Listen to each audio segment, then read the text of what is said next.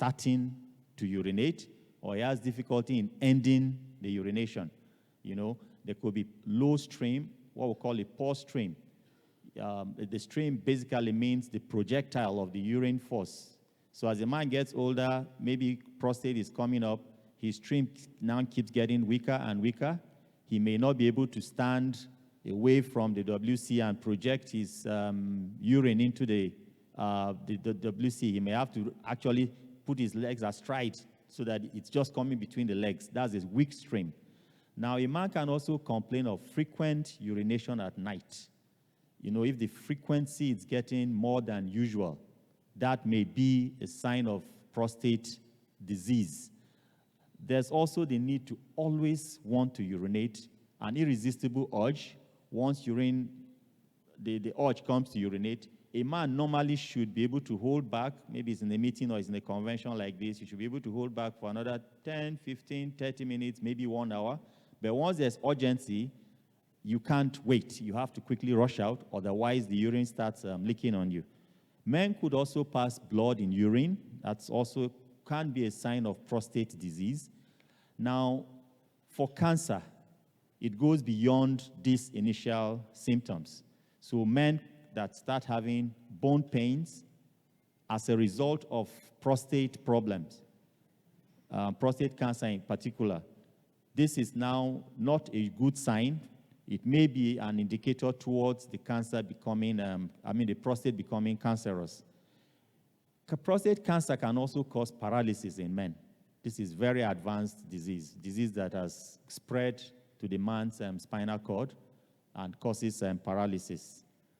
Next slide. My slides are off, but I'll just keep moving. Okay, thank you. Next slide, please. We'll talk about risk factors for prostate diseases, but like I said, the first one, which is BPH, the benign one, is age-related, so there's nothing, the risk factor about with that is just growing old as a man. And since we all pray and wish to live long, it's something that every man gets to come to. That's an enlargement of the prostate. It is not cancerous, so it's just part of the aging man. But the cancerous prostate, what are the risk factors? Again, age comes up here. Luckily, prostate problems don't happen in younger men. And thankfully, that is when they need the prostate to reproduce. Okay, so with advancing age, one of the risk factors, advancing age for prostate cancer, is that as you're getting older as a man, there's a risk for that. Now, race, I've said black men. They always point to black men with prostate cancer. It's a risk factor. So if anybody is going to pay more attention to prostate cancer globally, it should be Africa. It should be Africans. So studies have been done in African Americans, and this is when they arrived at the categorization that black Africans had a particular genetic problem that made them have more aggressive cancers, or again, even in America, it was the black Americans that were presenting late to hospital. So again, those are peculiarities of the black race. Family history. It is good that we know about our family history. Again, something that is very, very much lacking in our health system. We don't always know about our families. But for prostate cancer, if a man, for instance, has a first-degree relative who had prostate cancer before he was 55 years old, that man needs to be kept under surveillance for prostate cancer. So a first-degree relative is either father or brother, not uncles, not cousins, father or brother. These are first-degree relatives. So we pay more attention to this group of people. Some genetic imbalances can also run in certain families.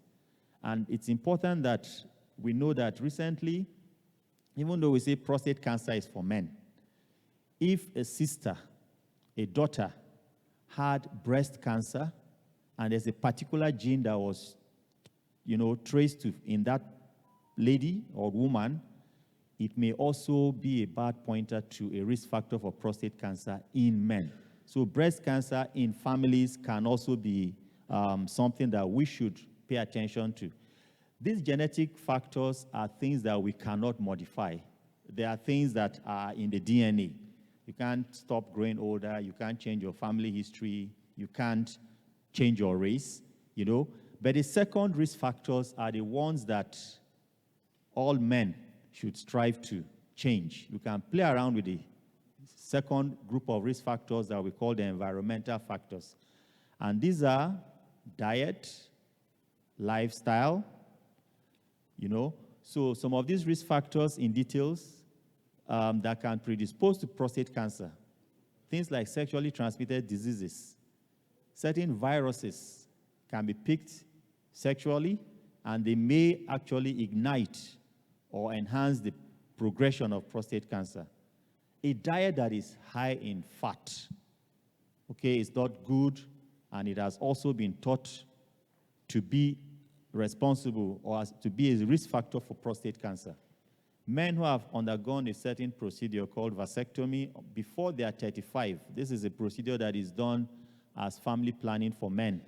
It's not very common in our climate here, but again, abroad, it's something that is very, very commonly done. Vasectomy. Men go and do a vasectomy, just like women do BTL. They tie their tubes, so the men can also tie their vas, and that is like permanent sterilization.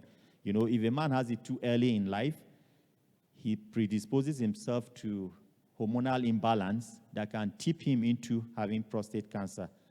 Now, cigarette smoking and alcohol are they are synergistic, and they are all things that can increase the risk of prostate cancer. Obesity is a big challenge now because of our lifestyle that has changed, sedentary lifestyle. Everything is from the comfort of your fingers, remote. People don't move around as they used to. So obesity and diet are all adding up to the risk factors for prostate cancer. Next slide. How do we make a diagnosis of prostate cancer? This, of course, a doctor would have seen you, asked you certain questions about these urinary symptoms we discussed, then maybe examine the man by putting a finger in his back passage, then ask you to do certain tests. Ultrasound, which is called scanning, can give an idea of how large a man's prostate has become, measure the size, and tell you this is the prostate volume.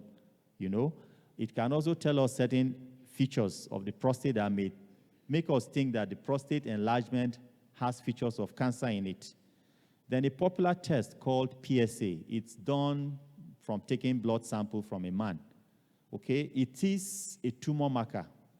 It's a test that tells you may be having something going on in your prostate. That's what the PSA test is. And it is, in fact, one of the tests that is used for screening because it is readily available, at least in the big cities. If we talk of Nigeria and the problems in Nigeria as a whole, we won't end this discussion because access to healthcare, cost, and all of that is a big, big issue. But PSA is a test that has revolutionized prostate cancer. Because of PSA tests, men have been picked early with prostate cancer. Men have been cured of prostate cancer. A biopsy is now offered for a man that has a PSA that is very high, and that biopsy now confirms the cancer and tells us the type and the aggressiveness and the grade of the cancer. Now, for men that it turns out to be cancer, there may be other tests like CT, MRI, bone scan, PET scan that the doctor may ask for. Next slide. Next slide again. Let's go to early detection. Next slide. Now, there are two components of early detection. Basically, for all cancers, if cancers are picked early, then the medical team, usually in conjunction with others, it's not just the doctors, so the oncologists, the nurses, the psychotherapists, everybody is involved in trying to bring about cure. So how do we achieve early detection for prostate cancer? One is through screening. Secondly, through early detection. Now, screening refers to testing normal people. And that's where, at times, we get it wrong. We only think we should do a test when we are sick. But to screen for prostate cancer doesn't require you to be sick. You have to just go to the hospital and get screened as a man. Very shortly, I'll tell us the recommendations for screening. At what age do you start screening as a man? And at what age do you say, okay, you've screened enough and you should stop? While diagnosis is when one is trying to identify a disease in people